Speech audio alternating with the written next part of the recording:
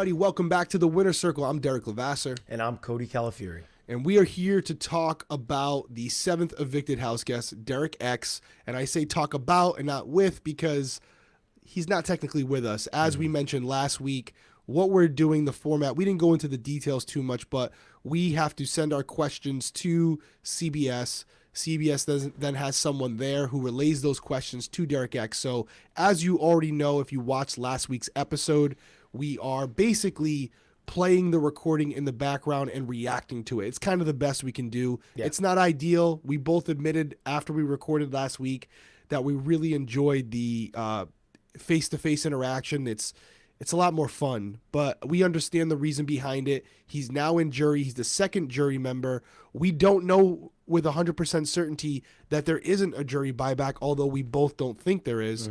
But for the sake of for the integrity of the vote, there's very little interaction that we can have with these house guests, and we understand why. Right. Yeah, it's definitely understandable. You and I mean, I would be very frustrated if I was in the game and then they had a live interaction and God forbid something slipped up and it affected the outcome of the game. So it's understandable. I got to be honest with you. There's a part of me that liked our live interaction, but there's also a part of me that really enjoys how we can kind of break down. It gives the person that's evicted a little bit more of a breakdown of their game than we really get to spend in the episodes or than we really would get into if we were live interviewing them, because we have that allotted time. So this kind of gives us time to kind of open up to however long we want to take this. And so I kind of like it. I think it's cool either way. Definitely pros and cons. And it's one of those things where at least CBS is still giving us some level of access to them. Just want to say a quick thank you to you guys. We've been asking for questions on Instagram. We've been reading them every week. There's some really good ones, guys. I wish we had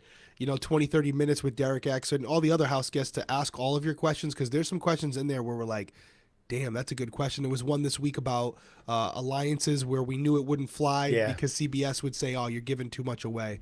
But keep them coming every week. We appreciate the engagement, and it allows us to see where your heads are at, and it allows us to kind of shape our questions as well. So we really do appreciate the interaction, and it makes it a lot more fun for us. Yeah. Yeah, and so without further ado, let's jump right into it. This is Derrick X. This is really just like the introduction when he found out, I'm being interviewed by the Winner Circle with Derrick and Cody. So here's his reaction to that and just some follow-up statements he had after that. Hey, okay, so Derrick and Cody, these are two players I actually have seen. I love both of you guys. Derrick, your game was too good. I knew that I could never replicate that. But Cody, I actually come to his house, wanted to play like you. But after that first week, I knew that I couldn't play the same game as you. And I just had to, honestly get lucky. I knew from after that first week, for me to win this season, I needed a lot of luck. Okay, so Derrick, you couldn't be replicated, but Cody, that's a more an attainable goal. I think I can replicate your game, so let me go for it. Week one shade at you. I know a little shade at you there. At first, I'm like, ooh, nice. Cody, I almost to a point where I was like, oh man, maybe he's gonna give me a compliment, but it was it was a compliment, but it was. I do think what he was saying, and I'm not just saying this to sugarcoat it. He definitely said my game is not replicable. So let's just put that aside. It's not really that big of a deal. Not that big of a deal. Can never be done again. No big deal. But I do think his attributes, what he possesses, being super smart, good memory, great athlete, good good in competitions. His style, his just natural abilities are more in line with your game. Yeah. And so I would say if I were to say, ooh, what kind of game was Derrick X trying to play, it would absolutely be similar to yours. I think I might even have said that a week or two into the show, because he is a very similar player to you, just not as aware of his surroundings as you are. That's probably where the big difference is, in my opinion. Yeah, he's a really good player. I really feel bad for him. But if you guys listen to the live episode, the recap, I'm really disappointed to be actually listening to this interview, because I really was hoping that he went a little bit further. Ultimately, both of us felt that it was only a matter of time anyways, but I would have liked him to go a little bit further. Yeah, we like them all. And I mean, that's the good thing about this season. Derrick X gets into it a little bit later, but it was a really good job with the cast. They just really did a really good job. A lot of dynamic players, smart players.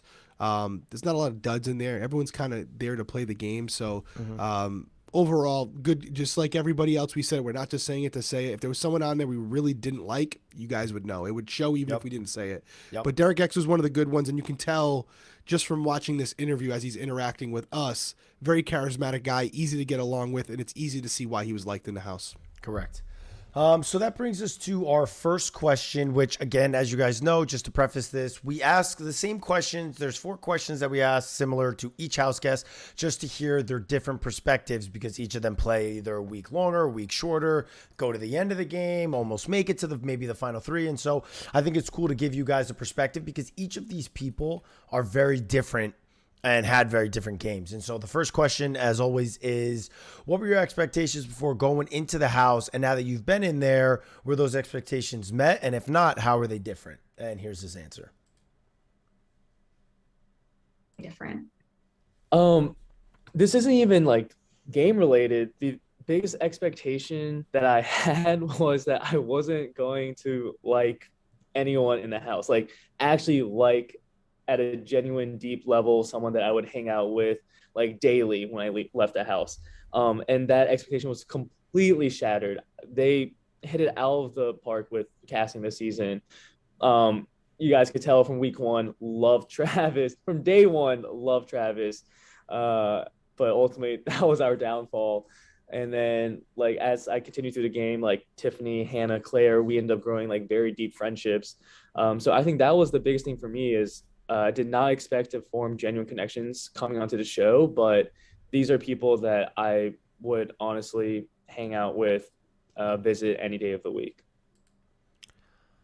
So what I'll say to that first is he starts off talking about how he came in not thinking he would actually like anybody. And that's kind of surprising because whoever thinks they're going to go in there and just be like, I'm not going to care about anybody. And it's something that we hear a lot. A lot of house guests were like, I didn't think I was going to go in there. I thought I was going to be able to backstab, cut to everybody's throat, do whatever I had to do. And then they're like, oh, well, surprise, surprise. I can form genuine connections. It's like, what do these people think? This isn't the gladiator ring when you're going to play Big Brother. It's not like if I live, you die, or else I die and you live. It's not that. Like, I was kind of surprised when I heard him say that because I was like, you seem like a nice guy. You seem like a genuine guy. He seems like a person that would be easy to get along with a lot of people. So it was surprising to hear him say he thought he was going to go in and not have a connection with anybody. But it is true because, I've never said this in an interview, anything, anywhere. So this is a Big Brother first and exclusive here on the Winner Circle. When I was going into the game, I thought I would be cool with people, but every person in there was going to be a means to an end. Mm-hmm. And before we left the hotel room, when we were in the hotel room for a week, then you get swooped off into the house. I left a picture that they had us color. You probably had to do the same thing. Yeah. And excuse me, I'm gonna cough real quick. They I drew a picture with the Superman holding money, and they also gave us Play-Doh, if you remember. And I had a little train track set in my room, and I put the train tracks up on my desk next to the picture. And I made 15 little Play-Doh figures and I put them on the tracks. I laid them on the tracks and I left it in the room behind after I left the room. I know, psychotic. I wish that one of the producers or one of the handlers would have snagged a photo of that and posted it afterwards. I literally left little stick figure Play-Doh guys, 15 of them on the railroad tracks. So I was like, I'm running all of you over. And when I got into the house, it's ironic that I'm sitting here talking to you, but I was like, holy shit. Mm-hmm. I really like these people. And you're building a relationship. You're like, oh, how could you get that close with a person? If you have a friend outside the house, you might hang out with them once, twice, maybe 3 times a month. Even if you hang out with them for 6 hours each time, 3 times a month, that's 18 hours. Mm-hmm. I'm with you every day, 24 hours a day, 7 days a week. The amount of hours in our friendship that's built in that house is comparative to a 20-year relationship. Mm-hmm. And so everything is accelerated. So you get in there and you find out very quickly whether you really like someone or you really dislike someone. And I agree with Derrick X in the sense where I had a very hard time separating game from emotion, where I wanted to tell you that I was a cop. I wanted to tell you this whole other aspect of my life. and it was a lot more difficult than I thought. So I see where he's coming from, but I do agree with your point. Like, he doesn't seem like the cutthroat type of guy. Like, he seems like he'd be going in there to hang out, have fun, but I guess he was trying to be a little bit more strategic than we thought, and was really going in there with the intentions on treating every single person in there like a chess piece. Yeah, well, you have to. You have to go into these games and these seasons. We've talked about it multiple times. Ego checked at the door. Emotions checked at the door, because if you go in and you start making decisions based off of emotional relationships and relationships that you have of someone that you really, really like, that could end up hindering or blinding you from making the right decisions strategically that can actually further your game.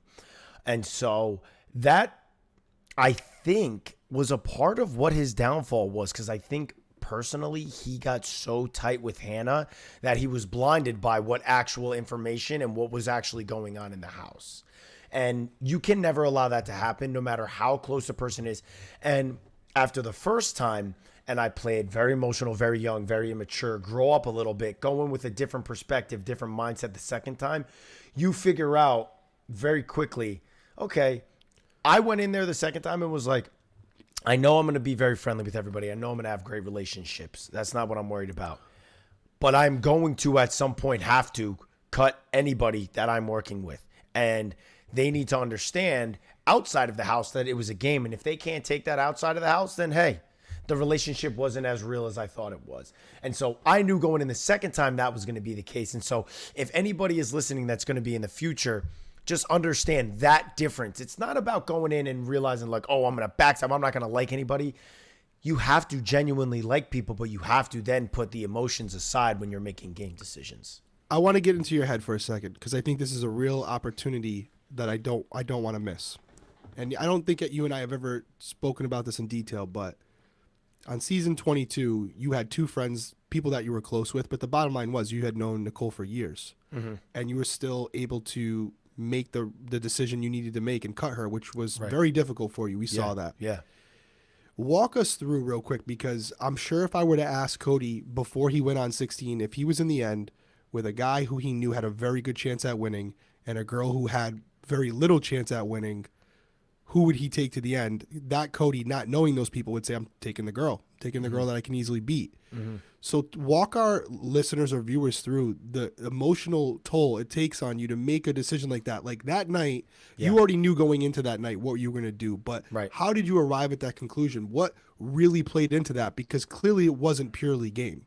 Yeah. Is that fair to say? No, it definitely wasn't, because the game aspect of it is what ultimately allowed me to deal with the emotional aspect of it. And because when you're making these decisions, like I went through it with you, and I played the game the first time, and I say it all the time. I played the first time for us first, and then anything that came after that, great. The second time I was playing for me and only me. I was playing to get to the end, doing what I had to do, making however many deals. Again, like on our first season, I only had made final two with you. This next season, I had final twos all over the place. Danny, I was trying to mend one into it. Tyler, Memphis, Nicole, Enzo. Like, I was going all over the place to make sure I was doing it a little bit of a different situation. But then as you go all the way to the end, and somebody that was working so closely with Nicole, she almost became like a younger sister and like a little sister. And you almost related to, wow, I worked so much with this person in the game. This is horrible that I'm taking that from them if I have the opportunity, and I'm not even allowing them to get a chance. And so that's what it was. It was almost like looking at somebody who I had bonded with. And, you know, the craziest thing was we bonded on 16, never spoke to her again, and then bonded and then worked together and built that relationship through 22. And that's what made it hardest. But I knew if you want to win the game, you have to check all emotional decisions at the door. And emotionally, it probably was tougher to cut her, but strategically it was the best decision. So you have to know how to balance those, or else you're really not going to have what it takes to go all the way to the end, do things you have to do to ultimately put yourself in a position to talk to a jury and confidently say, I know I deserve this money and here's why. So to put that in, just to sum it up, you're saying on season 22, you were able to put the emotion aside to make that final decision. But to bring this back to what Derrick X just said, you went in there, you developed this bond with this other person, that you probably didn't expect to develop, right? You didn't expect to meet a dude from Rhode Island and get close. And so that thing that Derrick X is talking about right now, that affected you on season 16 where, you know, you're sitting in the final two, you have an opportunity to take the person that you want to take. Right. And I think it's very safe to say that your decision was emotionally based. Yeah. Oh, what, taking you to the final two? You know what I mean? Very much so. Your decision was emotionally based. We were like brothers. Yeah. And you just couldn't, even though you knew. It wasn't like you didn't know. You know, some people say like, oh, he had no clue that's how good Derrick was playing. No, you knew. And there were other factors that we were concerned about as far as them throwing a spite vote to Victoria because we had kind of cut some people near the end. Right. There were other variables to it. But at the end of the day, if you want to break it down, you had a relationship with me that was bigger than the game. Yep. And that was a big factor in you deciding to take me. You knew it was going to be harder to beat me, but you just couldn't do it because of how close we were. Yeah. And so to Derrick X's point, there is a lot of truth to it because, you know, me and you won. Now I can say it. Yeah. That decision cost you $500,000. Yeah. Or 450, and you don't regret it. No. Yeah. But that's because of how close we are still. Right. You know, like, so there is an emotional aspect to it. So what he's saying is definitely true for all future house guests out there. Understand, regardless of how cutthroat and cold you think you might be, spend 24 hours in a house with someone 7 days a week, and all you have to do is talk because there's no TV, no movies, no magazines. Let me see how that works out for you if you're able to separate game from emotion, because it's a lot harder than it looks. Yeah, I would say that last point that you just made about how you have no distractions, like you can be like, oh, well, I spend so much time with my friends, and people don't realize when you're spending time with your friends, and these are people that you hang out with a lot, you could, and it's just one-on-one time, you could be sitting on your phone. You guys could be watching TV together. So you're connecting on something other than the bond that you're forming through dialogue. You're maybe watching a football game. And then while you're watching a football game, how much dialogue is actually happening? How much are you learning about each other? And in the Big Brother house, that's all you have is the dialogue and learning about each other, opening up to each other. And so I think that's a great point. And there's no way to go in unless you go in and go home early to play this game and not form very strong bonds in this house. No, it really is. And it's good to be said. And I think coming from you, it means a lot for people because, again, you know it. You haven't, it's nothing you haven't heard before. A lot of people say, oh, dumbest decision in Big Brother history. Yeah. There's a lot more that goes into it than you realize. And obviously, yes, there is a strategic element to it, but I think you're a good person to kind of answer that question because of what you've experienced, having that end of it where you based it on emotion and the other where you were strategic in the different ways it can work out. Should we get into question number 2? Question number 2. Okay. So question number 2, we asked Derrick X. Again, we keep these questions consistent every week because we want to see from week to week how it changes with each house guest. So now that you've played the game, what advice would you give to future house guests? So, you know, any of you out there who are thinking about going into the house and are actually applying, some of you are actually going to get that call. No doubt about it. So something he says right here might be advantageous to you when you get your opportunity. Let's hear what he had to say. Things. The first one is always question your assumptions. If you feel safe, question that assumption. If you feel like you know the game, if you feel like you know where all the alliances are, question that assumption. And I think it's when I stopped doing that, the week that I left, that's when everything fell apart for me. I stopped questioning who was working with who, and that's how I missed the whole Kylan Secret Alliance thing. And I stopped questioning my safety, which is how I missed the Sarah Beth backdooring me thing. So that's number one. And then secondly, optics over intent. I think that's where my game fell apart the first week, where I thought I was just hanging out with Travis and then, we were just having fun, generally just having fun in the house. And Frenchie thought we were conspiring to take him out. So we didn't have that intention, but it looks that way. And I see now how with the paranoia of the Big Brother house, what people perceive is what they believe. So I'll let you kick this off, but I know because right now, guys, if you don't know, Derrick can't really hear Derrick X, and so his first thing was question the assumptions, and he said he missed something with the Secret Alliance with Kylan, and then with the backdoor plan with Sarah B, and then he goes optics over intent because somebody can see something that's happening, and even if that's not the actual intent, they make it their truth in their own head. So what do you think about that? I love the phrase optics over intent. And full disclosure, I didn't even tell him this, but I'm actually playing the recording when you hit play in the background on mine now. I'm muting my mic. and I'm actually getting to hear it. So all that Okay. thing, he just disclaimed all that. I probably should have said that to you. I just figured it out now. I don't know why I didn't do that before, but I'm literally just queuing it up and playing it when you play it. So I love the first thing is kind of obvious. You know, I thought that was kind of like a softball answer. You know, he's thinking in the moment. You should always question your gut. Never get complacent. Never get comfortable, because the minute you do, you go home. We've said that every single week that we've been talking to you guys. Yep. But I do love the optics over intent example, because yes, you may be sitting on the hammock literally talking about the New Kids on the Block. You know what I mean? That's the best I could come up with. I don't know why. Marky Mark. You might be thinking about Marky Mark and, you know, how much his workout routine is crazy. But the optics from someone sitting across the yard is that you're strategizing. Yep. So as a player, you not only have to think about what you're saying with the person you're saying it, but how it may look to people watching. And that is something that you and I did very well, where we never got together during the day. We never wanted to be seen next to each other, even if it was just to talk about sports or whatever, because we knew how that could look. So you and I always made it a point to only strategize very late at night, sometimes when the sun was coming up, and only do it while playing pool. So if even someone came out and looked out of the kitchen out into the backyard, they would see you and I talking, but as we're playing pool, and it could at least, it created the possibility that we were just talking about the pool table, you know? Yeah. I thought optics over intent was absolutely incredible. And it is crazy how when you're in the Big Brother house, that is a part of the game.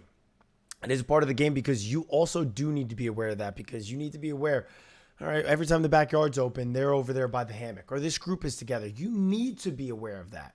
And so on the flip side, you need to know that for your game, which is what you just said, which I think is a great point.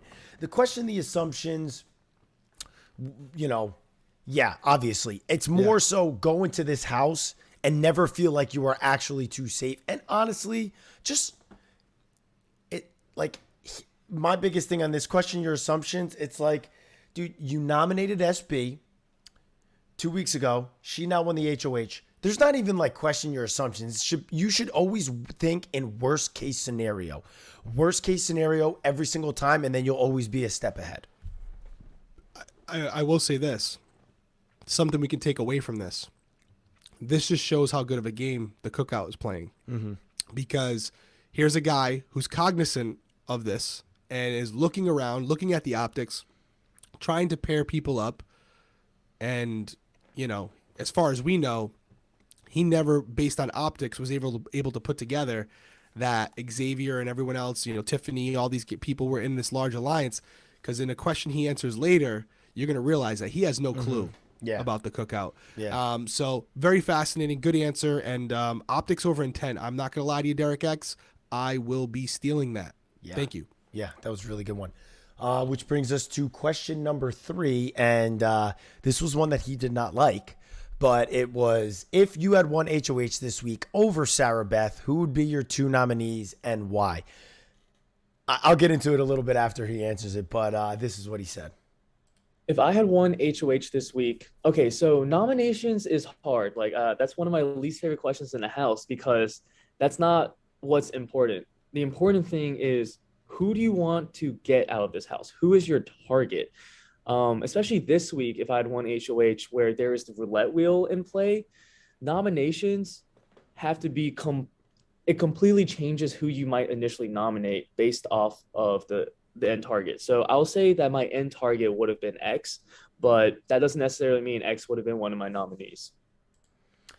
Okay, so first things first, that's exactly what we meant. We're not asking you who you would nominate just because we want to hear who the 2 nominees would be. We want to hear who you're going to target. So thank you for clarifying that for us, Derrick X. But I will say at the end of it, Xavier, I mean, again, this is a situation where we said with Christian said he would go after Derrick X. Derrick X did the right thing.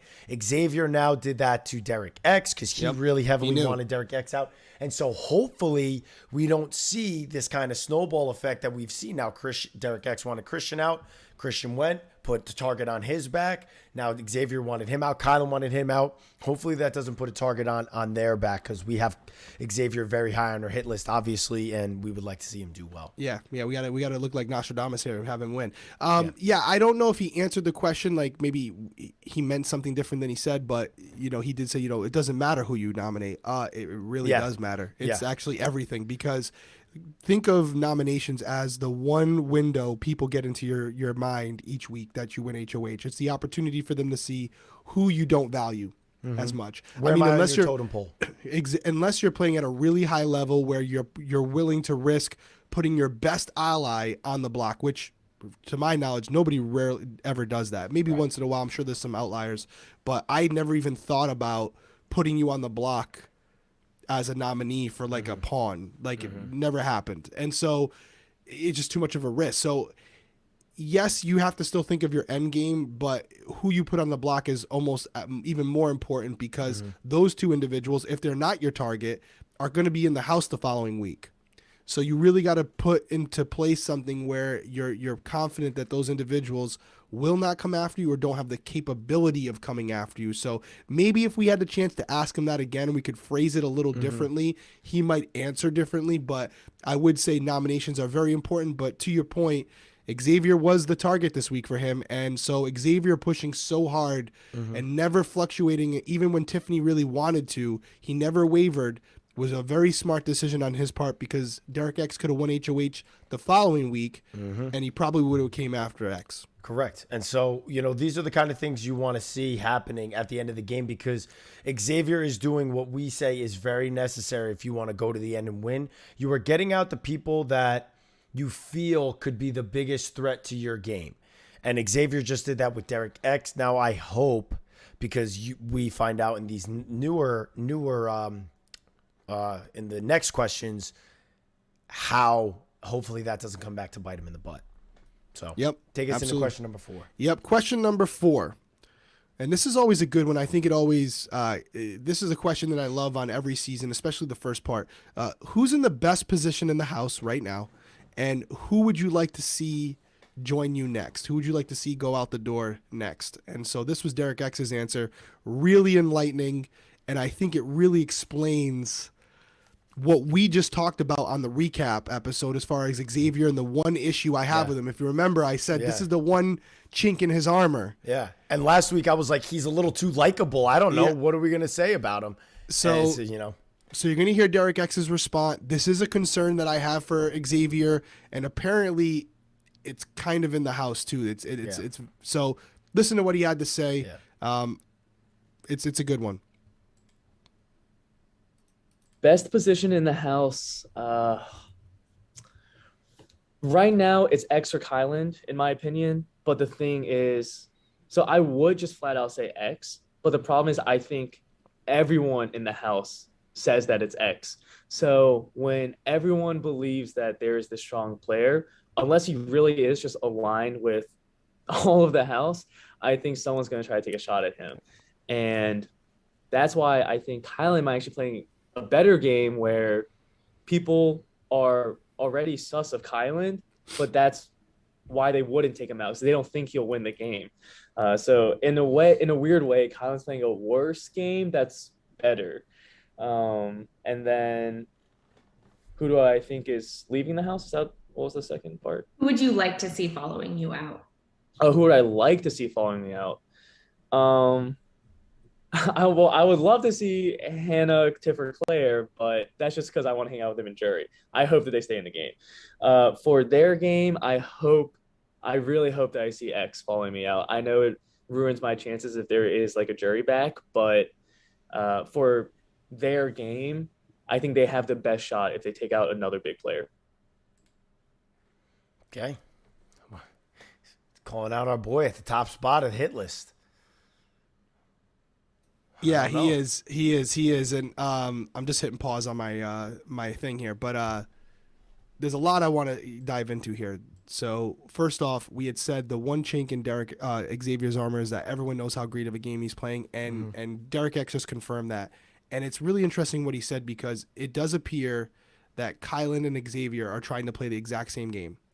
And to Derrick X's point, Xavier is executing on a much higher level, and that may actually be to Kylan's benefit. Right. Because he's making mistakes. He has made more errors. He doesn't communicate as well. And because of that, people aren't looking at him. They're saying he has a very good chance at winning, but everyone agrees in the house that Xavier is the best position. So if it's down to Xavier and Kylan on the block one night, Yeah. I think they're going to send home X over Kylan because X is playing even better than Kylan is, even though Kylan's playing very well. So I thought X said a great thing about that. I want to get your thoughts on it. Before we do that, I want to put the detective hat on for a second because I'm starting to put some puzzle pieces together. I could be completely wrong, but I'm going to say it anyways. Little bit of insight. Every interview we've done before jury, there have been producers and other people in the rooms behind these these evicted house guests with them. One thing I just noticed. One, they're interviewing these house guests remotely. Right. They're not in the room with them. Right. They're limiting the amount of people that are interacting with them. That's one. And two, they haven't been told directly or indirectly that there's not a jury buyback because he still his believes answer there could. right there. Yep. He still believes it could. I still don't think they're going to do it. Probably the lawyers at CBS But said no. what if? Right? But dude, do you like? That's a good point. It's a really They're good doing point. these remote interviews. Usually they'll have some like a handler with you to kind of like from a psychological perspective talk to you. Don't worry about it. You're in jury. You're fine. Let's have get you some snacks, some food. I'll be the one person interacting with you if you need anything. Because when you go to the jury house, there's a house full of producers and stuff that are with you that kind of handle you and make sure you're okay. Right. To me, it looks like they're back in the same setting that they're in as far as like a quarantine. Yeah. Before they went into the house. Give us everything, but I want your initial thoughts on that. So my initial thought is that, okay, they're in a hotel room, but how did they get to this hotel room? They got to go from, going out there, being around Julie, to leaving and being in, whatever room they're in. I'm sure they have a handler, to getting in a car with, who knows who the driver is, to bringing them somewhere. And so it's just contact with, yes, although it may not be a ton of people, it's probably enough where they were like, this isn't good. The only thing that I will say is I'm not sure. I don't know. But dude, hear me out for a second. Everything you just said is right. He interacted with Julie. He's in the car with the limo driver or whatever. He meets a producer. Whatever he's doing. He gets back to the hotel room. So now he's been tainted, right? But he's back in quarantine. So they can test him every single day. Right. And right now, if he doesn't have any interaction with anyone, he's not going back in the house right now. He's going to be in quarantine now in the hotel room again. They're going to do the testing on him probably every day, every other day, probably right before he goes in. Technically, he's back in quarantine like he was before he started. Yeah. And the thing that I will say is when we were going from where we were staying to the lot, we were in a limo where I didn't even interact with my guy. No, the window's up. Yeah, you know. There was no interaction at all. So they could clean sweep the whole back of the limo. You hop in, you hop out, and that's it. And, they might have one person. They might have one person that's 6 feet from you the whole time, escorting you directly to the room. And even so, maybe the lawyer said, "Hey, as long as they're back in they're in the hotel room for 7 days or 10 days, whatever it is, and they come back with 2 negative COVID tests, we can do the exact same thing to get them back in the house, like they did to initially enter." Yeah, and the thing about that, it could be the 7-day quarantine, and then the last person, if they're going to do a buyback, could be like a situation where, and by a vote of, oh, hold on, house guests, I just want to let you guys know this. So-and-so was evicted from the house today, but hey, so-and-so, you will not be leaving. There's going to be a buyback right now, and that's where the 3 other ones come in. Maybe, bro, maybe. I still just don't think so. I still don't think so. I think that there are things that go on in television. Speculate. Right. It gives give us the clicks. Give us the clicks. But I'm sure there are really like super fans that are watching this that have like, no, we've already worked out the dates that are left for the airings, and they would have to do it like this many times because it's a 2-hour episode in a couple of weeks. The super fans probably have already worked it out where it's like not mathematically possible or it's not likely. But it's cool to speculate, and if it does come true, we're going to clip that one part and make it look like we knew it all the whole time. So, well, I will say this, and anybody can speculate all they want, but with what we assume is a triple eviction looming or a double eviction. Right. There was another scenario that I talked to Tyler about. So on Tyler's season in 20, they had evictions. There was a point where they had an eviction like 4 days and then 4 days again. And so they've done different things on Big Brother and had different scheduling, for maybe the same show is the show is still on the same days, but they've had stuff happen in the past. So anything can go. Anything can go, happen. dude. Anything And can I mean, happen. listen, expect the unexpected. Expect the unexpected.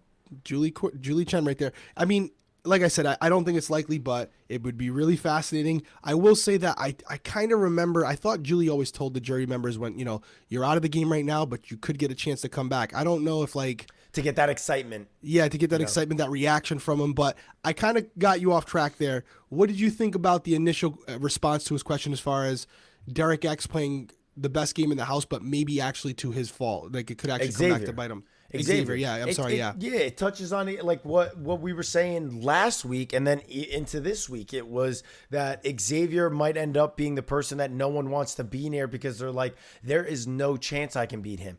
And that's why we touched on it last week saying, well, he's going to have to probably win out. We went a step further this week. And this kind of just confirms it because he's someone that's having the conversations with Hannah, Kyland, Tiffany. And so if multiple people are saying this about Xavier, it's not a good point for that to be said. If it's said early, like it was said early about me, then it was said right around this time. It was said by Bailey kind of right around this time. And then, stuff kind of started imploding. So maybe as the Cookout Alliance starts to implode, it could allow him to kind of reevaluate, adjust, and continue forward. And so I will say that it's not horrible for me that it's being said, because also if you have someone that's really, really likable and there's someone that's working with you, they may be able to convince you that it's better for your game for them to stay. And Xavier is a very, very smooth talker. So even with this said, it makes me a little nervous, but not too nervous because I think Xavier's a great player. We're going to see. I still believe he's going to have to pull you, and near the end, he's going to have to win outright competitions because I think there's some cutthroat people in there, and I don't see like a Hannah, a Tiffany, even a Kyland. I don't see them taking him. Yeah. I don't see them taking him because I don't think they can. I think they know they can't beat him in the end. Right. But very interesting. We got our last question, right? Instagram. Yep. You want to read this Final one? Question from Instagram. This came from Marie_Sema. Do you think getting Christian out was the right move? Do you think things would have been different if he was still in the game? With the smiley face emoji. So big shout out to @Marie_Sema. Thank you so much for commenting on the winner circle. And we appreciate it. And so this is Derrick X's response to that question. I still stand by my decision to take out Christian. If let's just fast forward. Let's say Christian was still in the game, took out Sarah Beth. The surface level idea is, oh, well, Sarah Beth is out of the house, so then that means she never would have been HOH, never would have backdoored me. But in the comp that Sarah Beth won, the balance beam, in a head-to-head battle, who do you think had a better chance, Christian or Sarah Beth? I will put my money on Christian every day of the week. Balance, agility, speed, those are his strong traits. And I think he would have won this HOH if it wasn't Sarah Beth. And if I had taken out Sarah Beth in week 5, I think Christian would have taken me out in week 7. So what I will say to that is I think he missed a big point there. And it kind of shows where, he's thinking immediate target, get out of the game. He could come after me, but you miss the part of the game where you take out a big competition threat, you now make yourself the next competition threat. And he did not weigh that into his equation when he was thinking about, oh, Christian's going to target me, I need to target him before he does it, because he essentially did exactly what we said was going to happen, took out the biggest comp piece, put the biggest comp piece target on his back, and then was backdoored because no one wanted to allow him to even compete. And so I think that answer to me showed how there was an aspect of, his game sense that was missing a little bit. A little short-sighted. Yeah, a little short-sighted. So that's what I'll say about that. I would have liked it better if he said, listen, I had to get him out because I knew in my heart if I didn't get him out this week, he was going to get me out next, because I would have said, oh, whoa, he's right. Christian already Exactly. told us he would have, but Yeah. he was doing it for different reasons. You can't play too far down the road. It's kind of contradictory because we always say in Big Brother, you got to think 3 steps ahead, but you also got to think instant, right? Like, what's the best thing for me at this moment? As you just said, for the reasons, the minute he evicted Christian, he became the biggest comp piece in the house, and that's not what you want to be this early in the game. But in hindsight, even though he didn't fill it all in, I do think he made the right decision, knowing what we know about Christian now. Maybe for different reasons, but he did make the right decision. So really enlightening stuff. My takeaway is Derrick X is a great player. Yeah. I said it on, I've said it on numerous times. I mean, on a different season where there wasn't such a power alliance running the house, he might have gone really deep in the game. He's a very smart guy, but he's got the cookout in his blind spot. He doesn't know they exist. Yeah. He even said in one of the questions, like, unless Xavier is aligned with the majority of the house, Which he is. might be in trouble, but he is. So that just shows you that, what I was saying earlier about optics versus intent, even though Derrick X is prepared for it, he has no clue about the cookout, and that's kind of the theme throughout the house. And that's why, as we talk about the hit list each week, which, by the way, if you haven't already started watching that, Cody and I do a full hour and 15-minute episode every single week. We recap the live eviction, the entire week leading up to it, and we have what's called the hit list, where we rank our players from worst to the best place. We have different tiers. We give our reasoning behind it. So if you're not already checking out that video, make sure you go check it out. This week's recap and hit list is already up. But yeah, all that said, I think Derrick X played a pretty good game considering the circumstances. Couple mistakes here and there, but overall, I have a strong suspicion that we'll probably see him again in the future because he's a polarizing player. He was very well liked by America, and he does have the capability of winning Big Brother. There's no doubt about it. Yeah. The only thing I will say about him with kind of not realizing the cookout alliance was in the game, he had a conversation with Claire where they started naming them. And so you need to really take those conversations into consideration. You have to trust what you are visually seeing. And if you're seeing or having a gut instinct about people working together, you got to go with it. And maybe not go with it in the sense of like, okay, well, I'm going to target, but go with it in the sense of, well, okay, maybe I'm the biggest threat in the house. If there is this alliance working together, do you think they'll go after me? Probably. Let me make sure I can do whatever I can to keep myself safe. And I'm talking about him throwing away the $200 that he was gifted by America to not play in the high roller room when he would have, I think, blown Alyssa out of that competition and kept himself safe this week. Yep, absolutely. And we had a bunch of you guys ask that question. We didn't ask it because we know what his response was going to be. Exactly. Oh no, I don't regret it because of this and all that, but you could tell by his diary room sessions and everything, he did regret it. He said you can't live with regrets in one of his interviews, but that's a regret because $750K is on the line, bro. Only one other person played. You probably would have won, and you'd still be in the house with a whole nother week to strategize. So hindsight is 2020, but we appreciate CBS allowing us to ask the questions. We appreciate Derrick X for the kind words in the beginning and also taking the time to give us a little bit of insight into his brain and how it works. And it'd be pretty interesting if there was a jury buyback and he got to come back in, huh? I would love to see it, but Make a call, man. Make a call to CBS. I'll do my. Yeah, listen. Well, they skewed the game for me last season, so maybe I can pull some strings. They did cheat for you. Cheated for me too. Shout out CBS. We're the cheaters of the season. Anyways, I lost my train of thought there trying to replace stupid fart noises. You forgot. While you're thinking your train of thought, I just want to apologize to everybody. You probably already know, but the last 2 episodes, both the recap and this, I have a really bad cold. So if it sounds like crap or I'm coughing a lot and I'm hitting mute and there's some delays, I appreciate you sticking it out because I definitely I'm struggling over here. But it's not, Ivan. It's not a good thing to have when you're recording a podcast. Yeah, not good. But you know what? That's what tea and honey is for. Why don't you make me some? Send it to me. I got you, baby. I got you. All right. Well, I can't remember what I was No final gonna say, thoughts? but Nothing like no that? final thoughts. I mean, I really like Derrick X. I would love to see a battle buyback. But, this is what my thought is.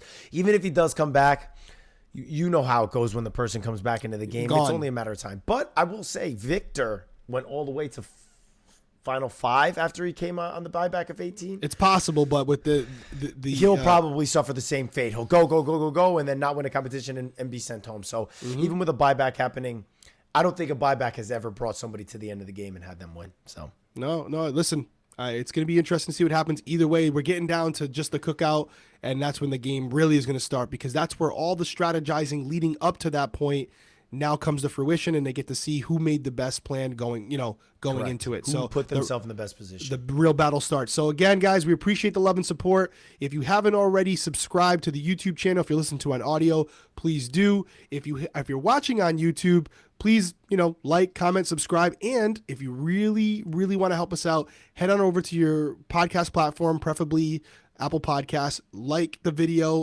like the audio, and also give it 5 stars. It really helps us. We're trying to move up the charts. We would appreciate it. We appreciate you guys joining us here on the Winner's Circle. We will see you next week.